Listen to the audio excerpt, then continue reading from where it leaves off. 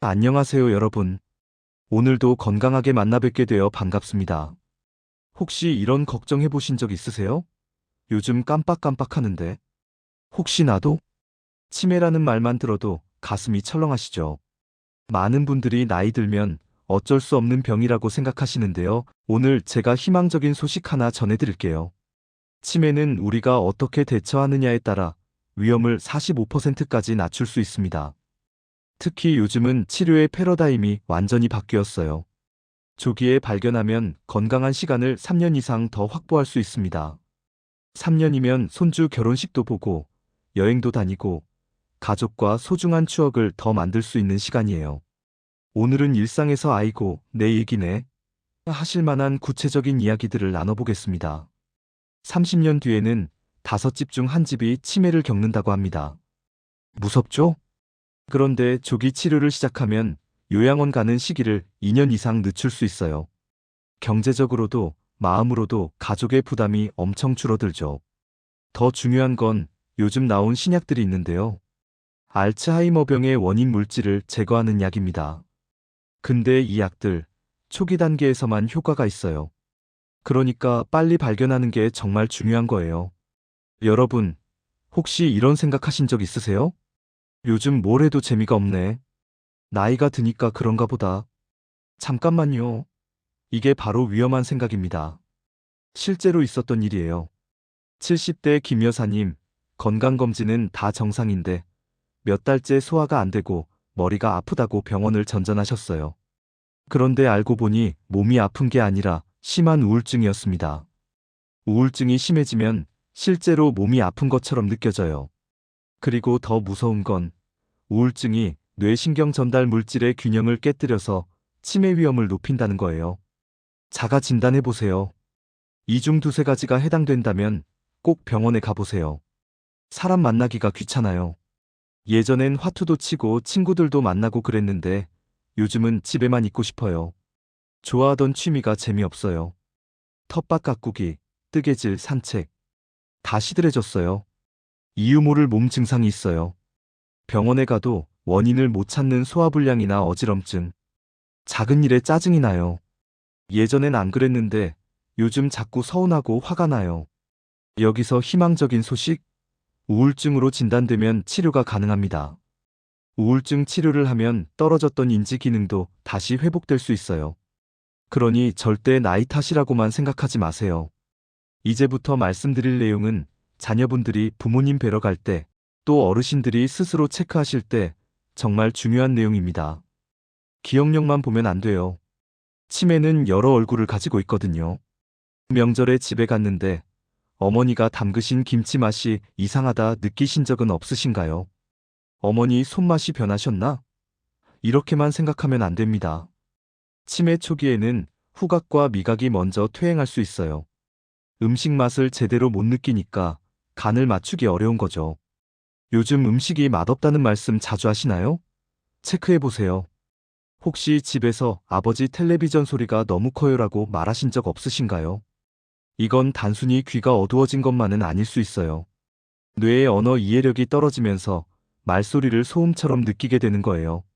무슨 말인지 알아듣지 못하니까 자꾸 볼륨을 높이는 겁니다. 보청기를 해도 계속 TV 소리를 높인다? 이건 뇌 문제일 수 있어요. 또는 오후에 갔더니 또 어머니가 주무신다.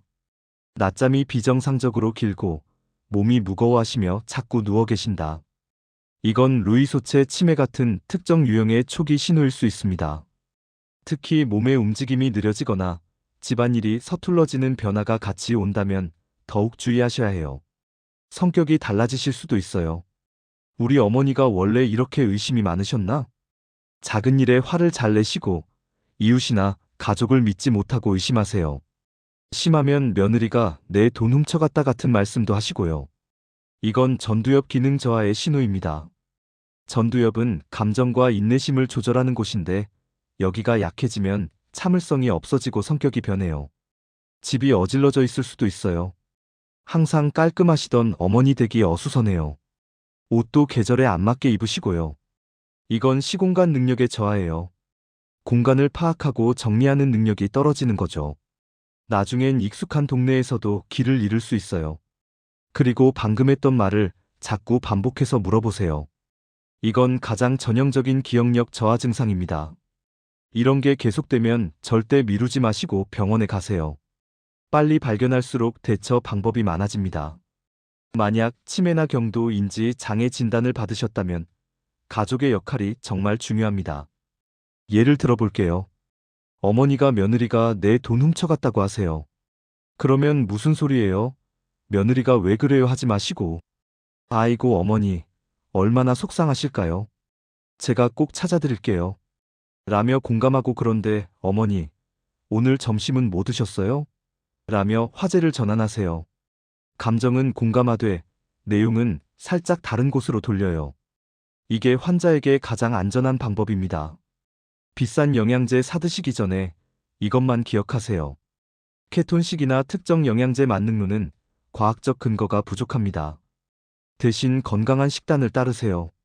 채소는 많이 베리류 과일 생선 위주의 균형 잡힌 식사를 매일 꾸준히 하는 겁니다.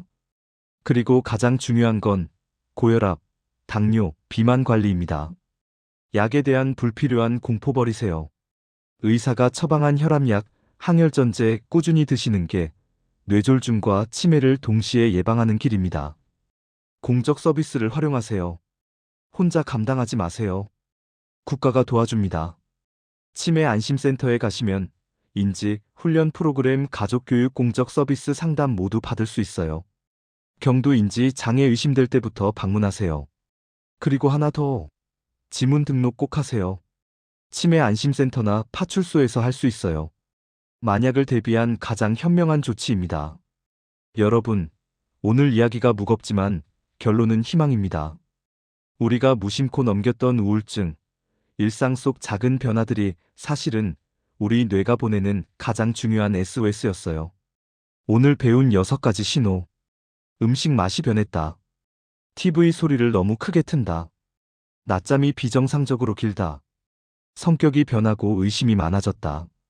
집안 정리정돈이 안 된다. 같은 말을 반복한다. 이걸 가족과 공유하고 조기에 병원 가시면 건강하게 사는 시간을 늘릴 수 있습니다. 자녀분들, 부모님 뵐 때 이 신호들 꼭 확인해 주세요. 어르신들, 스스로의 몸과 마음소리에 귀 기울여 주세요. 오늘 영상이 여러분과 가족의 평생 건강을 지키는 데 도움이 되었기를 바랍니다. 다음에도 유익한 정보로 찾아뵙겠습니다. 구독과 좋아요 부탁드립니다. 감사합니다.